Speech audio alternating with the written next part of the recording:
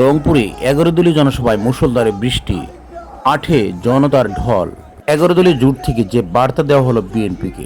আমরা বৃষ্টিতে ভিনাই ইনশাআল্লাহ সমাবেশ সফল করব ইনশাআল্লাহ। সংগ্রামী ভাই সাহেব, যে বৈষম্যের বিরুদ্ধে আন্দোলন হয়েছিল ভারত উপমহাদেশে 200 বছর ব্রিটিশ শাসন আমাদের স্কন্ধে চেপে বসেছিল, তাদের বিরুদ্ধে আন্দোলন করে এই পাক ভারত উপমহাদেশে 1947 সালে পাকিস্তান নামক একটি রাষ্ট্র হয়েছিল। আবার পাকিস্তান সরকার সে বৈষম্য শুরু করেছিল। আবার 1971 সালে মহান মুক্তিযুদ্ধের মাধ্যমে ওই বৈষম্যের বিরুদ্ধে সংগ্রাম আন্দোলন করে বাংলাদেশ নামক আন্তর্জাতিক দুনিয়ায় লাল সবুজের পতাকা আমরা পেয়েছিলাম।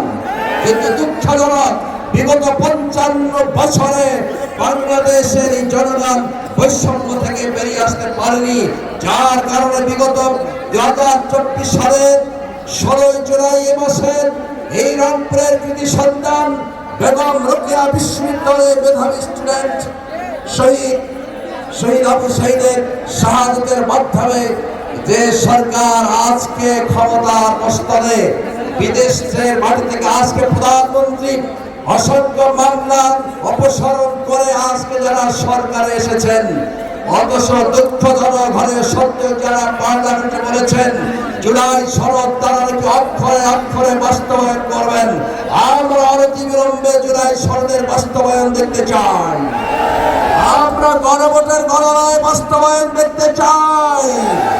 2/3 ঝরে যদি আপনারা এই গণরায়কে প্রত্যাখ্যান করেন, এই দিন নয়, আরো দিন আছে, এই দিন নিয়ে যাবে ওই দিনের কাছে।